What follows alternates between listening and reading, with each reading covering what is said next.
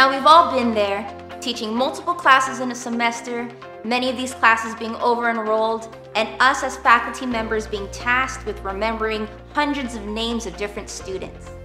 My name is Tracy Lachica Buenavista from the Department of Asian American Studies, and I'm here to share with you a strategy I call the politics of naming. Now, college classrooms have easily become dehumanizing spaces where faculty and students can go an entire semester without any kind of meaningful interaction. One of the most common ways that the classroom is a dehumanizing space is where faculty and students fail to learn the names of the actual people who share that space. To counter this and to humanize the class, I employ a strategy I call the politics of naming. Names are really political in that they're sometimes the first indication of students' history and their experiences preceding their time in the class with you. Learning their names validates students' histories and communicates to students that you actually want to know them. There are different methods to employ this particular strategy, but this is the way that I go about using the politics of naming. Before class even begins, I'll literally sit with the classroom roster until I learn every single student's names. And this is just so I can become familiar with who's in the class and how to pronounce their names. For students whose names I'm not sure I'm properly pronouncing, I make a note of it and make sure to seek them out on the first day of class so that they can teach me and teach their classmates the proper way to pronounce their name.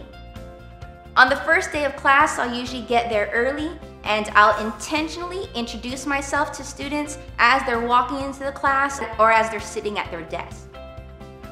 When class time actually begins, I'll literally go row by row or column by column, asking students to share with me their names until we've all learned the entire classroom's names.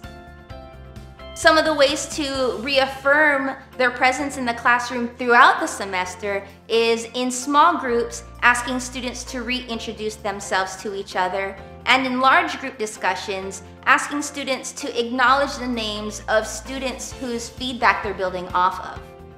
Now, for some faculty, this practice of learning every single student's names can be super simple, maybe even mundane. But for other faculty, it might be completely overwhelming. But at the core, the politics of naming really is a way to validate students' presence in the classrooms, to acknowledge the histories that they come with to the classroom, and overall, just to let them know that they matter and that you care. From my experience, this strategy has really enhanced the level of engagement of students. For example, students are more likely to come to class when they know that you'll notice their absence, and students are more likely to participate when they know that you're actually seeking their feedback.